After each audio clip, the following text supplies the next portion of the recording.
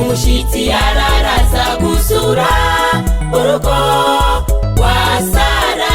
Sasaba niho Yesu yararaza gusura urugo rwa Sara. Sasaba niho Sara yari yiteguye kwakira umushitsi w'Imena.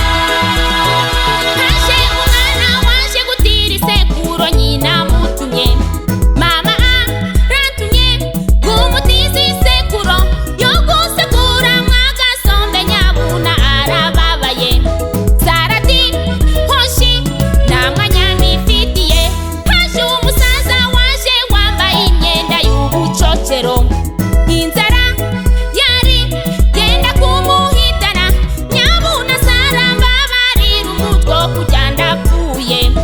Sara ati hoshi nta mwanya mbifitiye.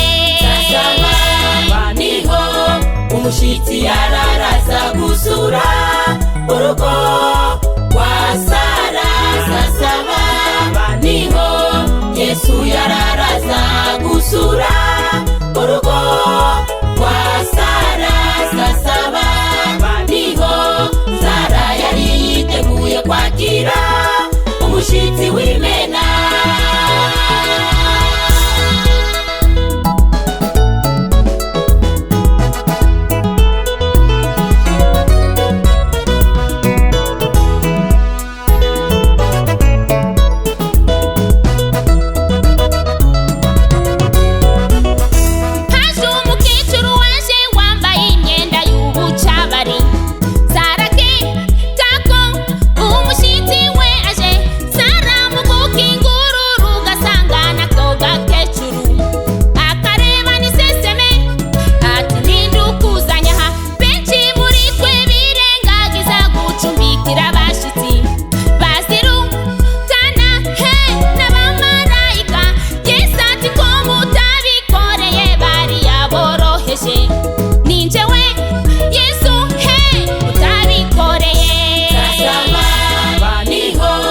Umushitsi yararaza gusura urugo rwa Sara.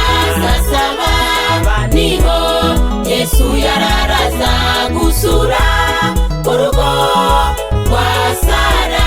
Sasaba niho Sara yari yiteguye kwakira umushitsi